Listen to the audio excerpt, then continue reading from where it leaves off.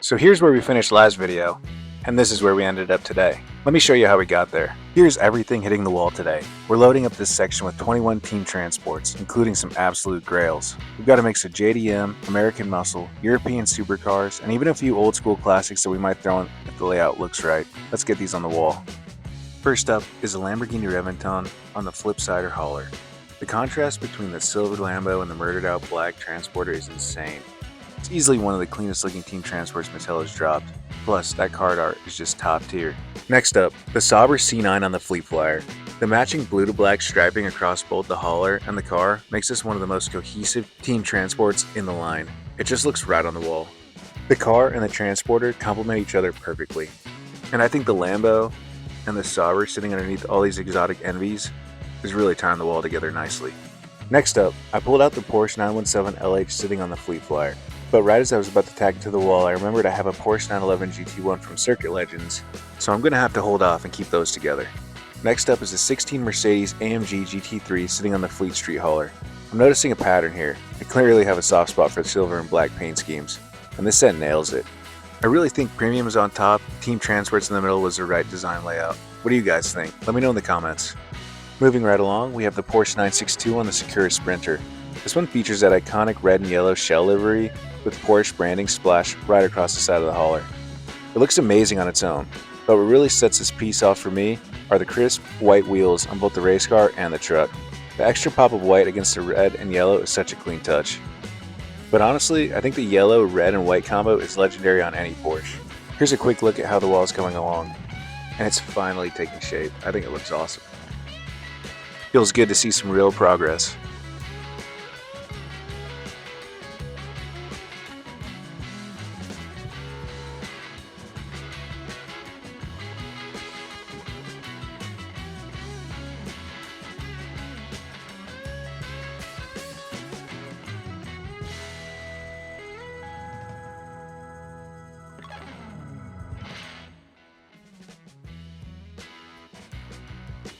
I think that is such a cool engineering fact. Next up, sitting on the Fleet Flyer in that iconic Gulf powder blue and orange livery, we've got the Porsche 917 LH. LH stands for Langheck, German for long tail, and Porsche engineered this extended aerodynamic body specifically to dominate the Le Mans, where it reached a mind-blowing 240 miles per hour. That iconic powder blue and orange Gulf livery is easily one of the most recognizable paint schemes in motorsport history. It looks insane on this hauler setup. Pairing the Porsche team transport with the Circuit Legends 911 right next to it creates such a clean, connected aesthetic. The colors bleed into each other, the card art matches, and together they give off a total garage gallery vibe. Seeing these two displayed side by side like this takes them from a couple cars to a full scene. Next up, we've got the Mercedes-Benz 300 SEL AMG sitting on the Fleet Flyer. Man, I just love an old school Benz, and that vibrant yellow paint job on the car is so retro and cool. The hauler is finished in a matching yellow and white split, but honestly, it feels a little plain to me. It's literally just plain paint. When I got the Mercedes on the wall and took a step back, I decided something didn't look right.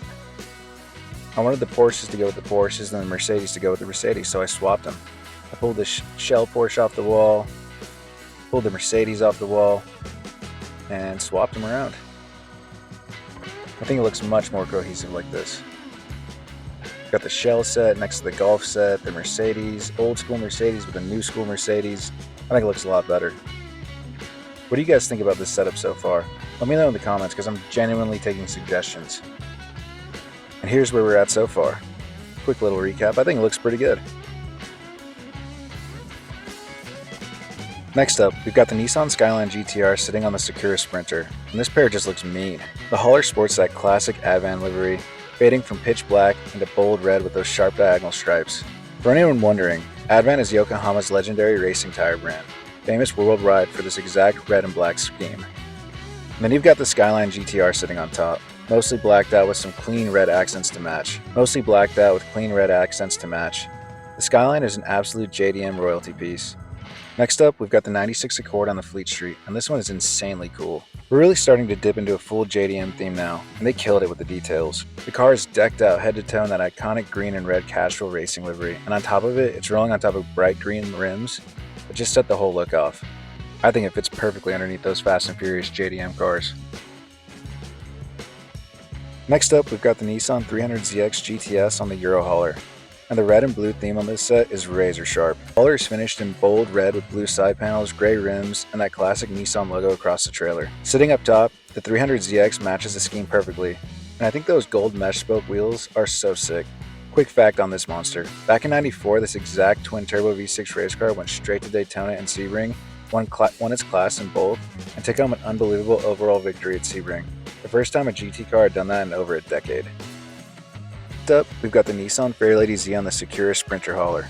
What's cool about this set is that while the Fairlady is a Nissan classic, the Sakura Sprinter is actually a custom Hot Wheels design, inspired by vintage 1970s Japanese box trucks. The white cab, the Nissan logo on the side, the color match here is just spot on.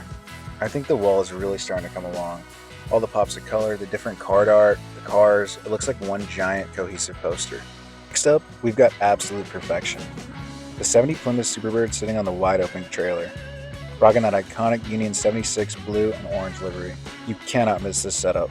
What makes the Superbird legendary is that Plymouth built this aero monster for one reason: to win back Richard Petty and dominate NASCAR. That massive wing and nose cone gave it so much of an edge that NASCAR ended up banning it after just one season. And slapping that famous Union 76 ball logo across both the car and the open bed rig makes this whole set pop off the shelf. Next up, we've got the Alfa Romeo 155 V6 sitting in the Fleet Flyer. Man, this red and black color scheme with that bold Alfa branding on the side completely blows that plain yellow Mustang hauler out of the water. And the car matches perfectly. The black 5-spoke rims on the car give it such a mean stance. It's aggressive, super detailed, and easily one of the best looking sets on the line. Next up, we've got the 80 Dodge Macho Power Wagon sitting on the retro rig flatbed. That Dodge logo on the side looks straight off an actual period correct support vehicle, and those oversized off-road tires on the truck give it such a tough stance. Plus, that desert card art makes it look like it just pulled up to a rally truck race. Super solid set. And here's another Porsche 906 Carrera S sitting on the carry-on. Man, you really can never have too many of these 906s, but I've hit a wall, literally. I've still got 17 transports sitting off to the side that just won't fit on the main display. And there's a Nissan on that pile that I'm dying to get hung up on the wall, but I'm completely out of real estate right now. For everyone who collects these and runs into display space struggle, what's the plan here? Do I tear down and re-rank the main wall to squeeze that Nissan in, or is it time to build a whole nother second board? Drop your setup advice in the comments because I'm stuck. But I might have an out-of-the-box remedy for this. I've got 5 separate pavement pounder sets from back in the day, and part of me is super tempted to throw them on the wall too. It makes total sense. They're awesome vintage pieces from the 90s. They've got an insane nostalgic vibe, and let's be honest, finding these old treasure hunt sets in clean condition isn't easy. But my main goal with this wall is overall flow. I'm worried that if I throw them right next to these team transports, it's going to clash and break up that seamless 3D poster effect we just talked about. Do these treasure hunts have a spot on the wall no matter what? Or should I keep this board strictly modern premiums and build a dedicated retro wall for the 90s stuff? Do me a favor and let me know what you guys think in the comments. When you step back and look at this entire setup together, it honestly doesn't even look like a collection of separate diecast cars. It looks like one massive 3-dimensional piece of art hanging on the wall. And that's always been the goal with how I wanted to display these. When you line up these transports just right, the way the colors bleed into each other, the way the trucks and cars angles stick out, how the blister packs catch the light, literally transforms the whole wall into a giant 3D poster. This display has an incredible presence in the room that you just don't get when the cars are crammed on a flat shelf or tucked away in storage bins. And really, that's the main reason I've fallen so hard for collecting premiums over standard mainlines. Don't get me wrong, the mainlines are great, but the premium line is just on another level. First, you've got the card art. Hot Wheels hire some absolute visionaries for these card art designs. Period correct backdrops, the action shots, the desert landscapes, the vintage garage vibes. The art tells a full story before you even look at the car itself. It grounds the car for the actual era. Then you look inside the actual bubble. The attention to detail Hot Wheels is pulling off in these nowadays is insane. We're talking Road Rider rubber tires with actual tread, crisp, full-body tampos, tiny headlights and taillights that are perfectly aligned, and period-correct sponsor logos on the haulers like Shell, Union, 76, Nissan. And when you pair a screen-accurate vintage race car with a matching custom trailer, the value and effort they put into the tooling really shows. Makes you appreciate the history behind these vehicles just as much as the casting itself. But now that I've yapped your ear off, I want to talk about where this wall is going in its next phase, because there's already a few things I'm itching to change. My main goal here isn't to just cram as many Hot Wheels onto a board as humanly possible and call it a day. I want this room to have that authentic retro garage aesthetic. I'm thinking about shifting these top rows of premiums down a bit to make room for some vintage metal oil signs right along the top header. classic stuff like Castrol, Lucas Oil, and maybe a Ferrari sign, and definitely a Porsche crest to anchor it. I've been tossing around the idea of throwing up some subtle neon lighting to give it the whole setup a warm, retro glow at night. But definitely below the team transports, the plan is to mount the car culture 2-packs. But when it comes to the main lines down lower, I'm honestly split on how to organize them. To be packed so tight, part of me is leaning towards color coordination, grouping all the reds, blues, blacks together so the whole wall pops like a rainbow gradient. But then again, I've got complete first edition runs from 1995 all the way through 2009. Go full heavy hitter and do a wall section of hundreds of carded treasure hunts. How would you guys lay out those main lines? Do we go full color code, organized by make and model, or just do classic year-by-year first editions? This whole project is about building the ultimate Hot Wheels display wall, and I want you guys along for the ride as it evolves. If you enjoyed the tour today, hit that subscribe button, drop your layout ideas in the comments down below, and I'll catch you in the next one. And if you haven't seen episode 1 yet, you should check that one out, especially if you like full complete sets of premium Hot Wheels.